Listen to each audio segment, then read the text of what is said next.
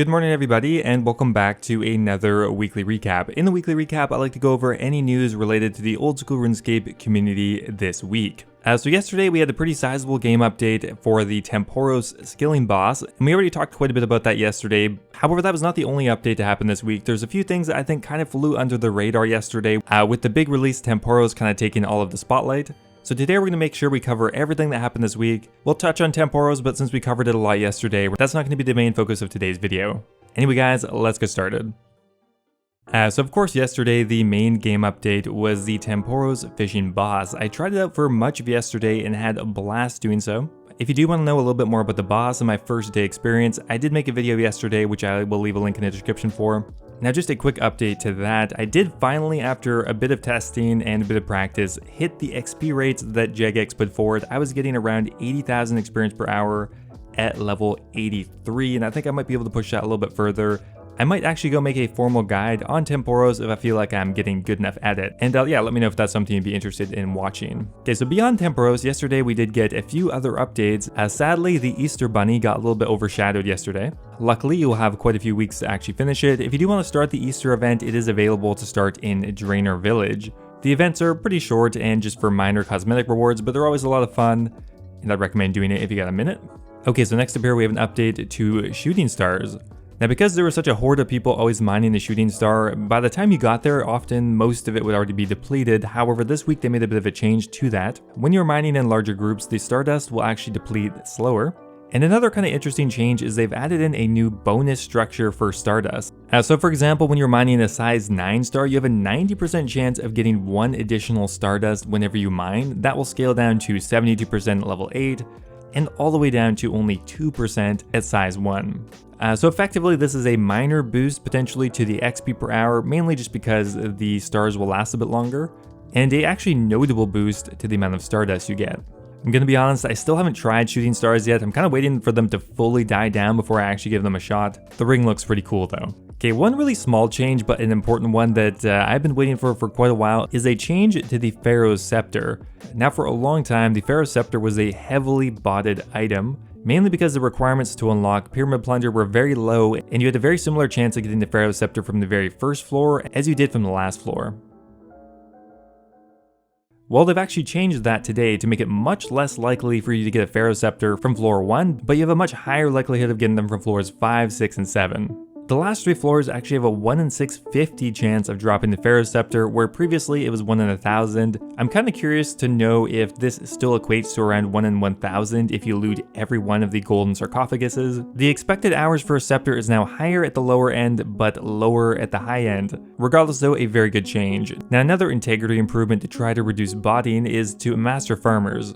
Master Farmers drop tables for herb seeds now scale with your farming level. This is to stop bots using Master Farmers with very low stats. Herb seeds will now be worse below 71 farming and better above 71 farming.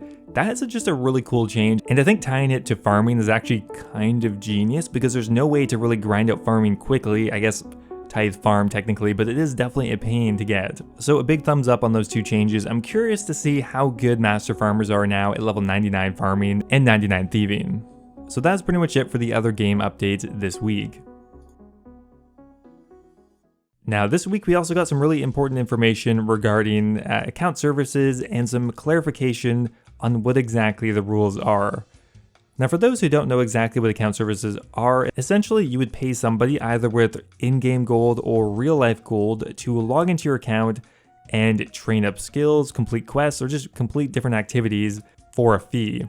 Now for a long time this has been kind of a gray area on whether you're breaking the rules, especially if you're paying somebody with in-game GP. You wouldn't be doing classically what would be defined as real-world trading, however it kind of still is. Now the existing rule was a little bit confusing because it was written before these new kind of account services were really a thing. Okay, so the existing rule states that providing or purchasing account services including, but not limited to, things like paying someone to increase your account's experience or complete quests and activities on your behalf are a form of real-world trading and are therefore prohibited. So that was an existing rule, however there was another existing rule that kind of confused things a little bit. Game items must only be exchanged for other items or services within the game. Now essentially what they meant by services in that context is if you wanted to exchange in-game money for a kind of benign service like somebody running bones for you, somebody running supplies to wyverns, someone hosting a house, kind of stuff like that. You're providing a service, but it is kind of within the context of the game. However, a lot of people kind of took that out of context and assumed that any kind of account services were fine to do, and that's just not the case. So today they're clarifying that paying for an in-game help from a fellow RuneScape player with in-game money or items is absolutely fine. However, paying for out-of-game help from a real person logged into your account with either in-game gold or real-life money is a severe breach of the rules. Now they talk about how they're going to enforce them, and I don't really know how they're going to really do that. After yesterday's game update, there's actually going to be a new option for reporting players. Now simply they're going to be updating the buying or selling account report option to now be buying or selling accounts or services. So for example, you can report players who are advertising account services, and of course JegX is going to try to reach out to third parties like Discord or YouTube to try to get ads for account services taken down. But besides that, at least everything is somewhat clarified. Alright, so yesterday we actually got a really important RuneLite update for release 1.71, 0.72, and 0.73. Now one of the bigger changes here is they have now integrated the new RuneScape Wiki's real-time prices into the client. For example, it'll now work properly with the bank valuation plugin, ground item highlights, Grand Exchange lookups, and more. So essentially, the new flow of up-to-date information will now work with all of the other plugins. As always, minor updates, bug fixes to existing plugins, stuff like that. But again, thank you very much to RuneLite for just continuing to be awesome. Alright, and finally here, I'm going to do a quick recap of this week's Q&A, pulling some of the more interesting questions or the more illuminating ones. Okay, now to start things off here, there is not going to be a game update next week because of Easter. The following one is going to be on April 7th. Now, the first questions I want to go over are regarding tempoross. Now, first up here, are they going to be hotfixing either the drop table or the experience rates? Now, the drop tables apparently are going to be hotfixed tomorrow, so they are aware that they are very underwhelming. So just the general loot for fish and other stuff like that you get from completing tempoross are going to be improved.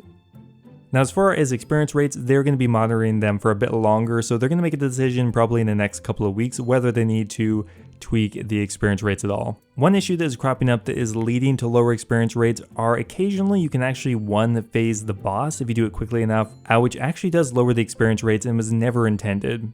Another change that is going to be coming to tempoross is the point cap for UIM is going to be probably completely removed. Right now there is a cap I think of 10. And that was just to safeguard against any exploitation for Ultimate Ironman, but they are going to be getting rid of it most likely. Another interesting fact that came out of the Q&A is the Crystal Harpoon is roughly 6 or 7% more experience per hour than any of the other ones in tempoross. Does the Ratha's Blessing 4 work in tempoross? No, it doesn't right now. The idea behind the Ratha's Blessing was to not give any extra experience, and in tempoross it definitely would give a notable boost in experience. Now, they're not opposed to giving it a use there, but for now it doesn't do anything. Now, also in the Q&A, they answered quite a few questions regarding account services and the change in stance on that. Now, first up here, does the team want to report services on third-party websites like Discord, YouTube, etc.? Yes, they would love to do that, and part of the reason it took a long time to clarify these rules is because they wanted to be on better terms with these third parties. When are we going to know about the upcoming changes this year? Why are you not telling us about the new content? Well, the main reason is they want to make sure that we can deliver on the stuff that they've already promised before they announce new content and new release dates. They are gearing up for a big stream that is going to come sometime in the summer, where they're going to announce future releases, release dates, new leagues, stuff like that. When are we going to get some new information regarding wilderness changes? Actually, very soon. Apparently in the next few weeks, there's going to be a survey and possibly even a dev blog. Is it possible just to make account sharing bannable? Well, technically it is against the rules, but it's not something that is heavily enforced. Their current approach is not changing, it's generally only enforced when there are competitive elements to the game. Anyway guys, that is going to be it for the weekly recap. I hope you enjoyed it. As always, if you do enjoy the weekly recap, I always appreciate it if you leave a like in the video. Thanks for watching guys, and I'll see you next time.